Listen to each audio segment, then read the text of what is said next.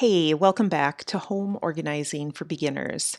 So, I have a question for you. Are you sick of getting organized over and over again? I think so many of us fall victim to this whole entire hamster wheel of home organizing where we organize a space and then a few months later it's a mess again. So then we organize it again, right? So I do call that the hamster wheel of home organizing. I'm sure that makes complete sense to you. So, does the work you do to be organized at home just maybe it really never clicks or never sticks? So, I want you to listen today to learn exactly what needs to happen so that you know how to stay organized because that's the whole entire point, right? If you're going to go through all of the work and the time and effort to get organized, you definitely want to be able to stay organized. Now, I would never say that organizing your home is a one and done thing because it's not, but you can put measures in place so that the organizing you do sticks.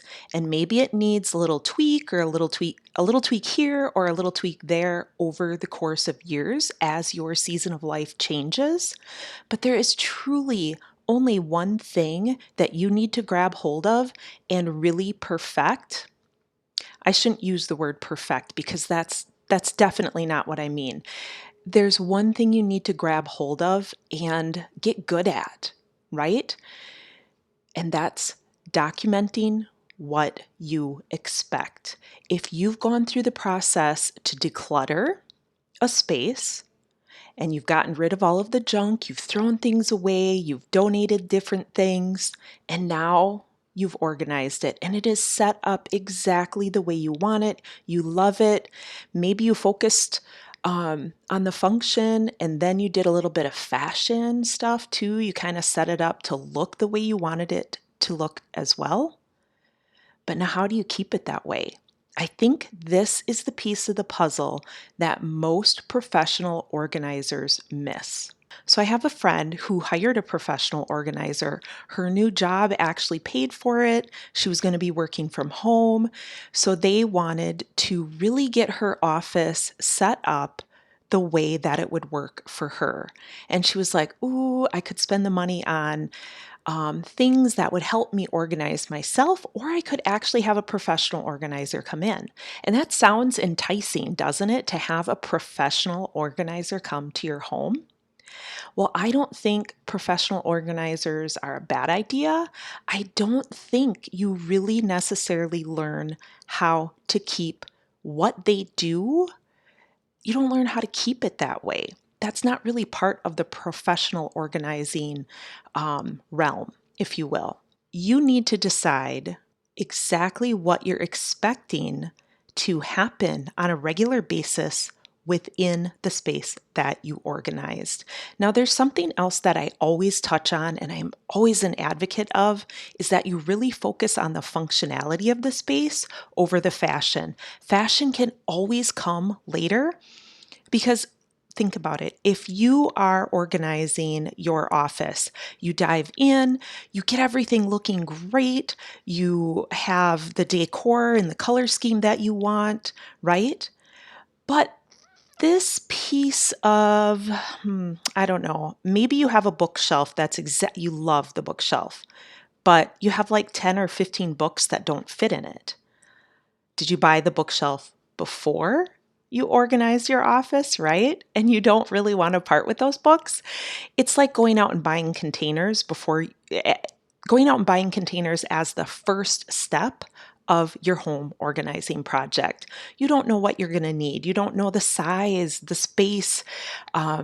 You really don't know what you need if you're focusing on the fashion first. If you flip that around and you focus on the functionality, you're already going to have things sorted, you're going to have things organized, and now all you have to do is put the steps in to sustain what you have done.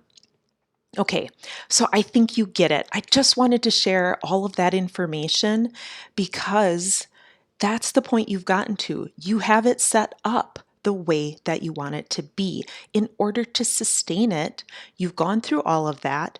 Now you know If you focused on that functionality, you know what you're expecting people to do to keep the space clean. If you do not document it, you are not going to make it happen. So, this is something that I really hit on in the course Home Organizing for Beginners, and the link is dropped in the show notes below. But I really hit hard on this. I give you sample forms that you can use, you can modify them, make them your own. But this documentation is key because if you stop and think about it, let's say you get a new job and you get to work the first day and they don't tell you what they're expecting of you. They're not telling you that, let's say it's a sales position, I don't know, that you have to sell $10,000 worth of product a week. If they don't tell you that, and you only sell $5,000 worth of product a week, you've not met the goal. If you don't know what you're expecting of yourself, if your family doesn't know what you are expecting of them within the space that you have organized, how can they meet your expectations? All right, does that make sense? Document what you're expecting. Let me throw out an example. We have like a locker area when you come in from the garage. Every kid has a locker. My husband has a locker, and I have a locker, right? And it was great when the kids were smaller because all of their stuff fit, but now they're all almost adult size. Two of the three are taller than me, so their stuff is kind of spilling out. So back in the day when they were smaller, we set expectations that their shoes would get put underneath the bench, their coats would get hung up, their backpacks would get hung up. Those were our expectations. That's how we could keep it organized throughout the week, right? And then we would do like a monthly deep cleaning. So these were our expectations of both ourselves and of our kids. However, I had that documented. It worked for a while, but the kids got bigger, so it stopped working. That just meant that I had to tweak my expectations. Maybe instead of the shoes getting kicked underneath, we had to add some shelves in there and they actually have to pick them up and put their shoes on the shelf. I will be honest with you, they literally never do that, but I do. At least my locker is clean, right? So as they've gotten bigger, their backpacks, they have more backpacks. They have one for softball. You know, one of the girls has one for softball, one for volleyball, just because of the volume of stuff they need to have it and in the different seasons and whatnot. So the out of season backpacks get stored in a different area. That's an expectation that they don't just dump their stuff and leave it in their locker all year long. Like the expectation is that they have to move it. And again, if you do something like set a goal and you don't write it down, I think there's stats and stuff out there on that. I don't know what they are. I can't remember off the top of my head. But if you write your goal down, you are much more likely to achieve it. So if you write your expectations down, you're much more likely to achieve it.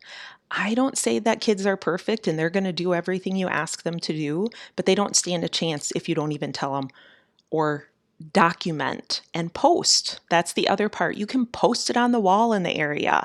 You can share it with them in a binder somewhere they can reference it continuously. Okay, does that make sense? And again, I hit this really hard in the online course called Home Organizing for Beginners, and I help walk you through it. I guide you through your home organizing journey every step of the way. Okay, that's what I have for you today. I hope you have a fun and super productive weekend. I'll be back here next week sharing tangible and simple instructions about home organizing, cleaning, and time management. I will see you then.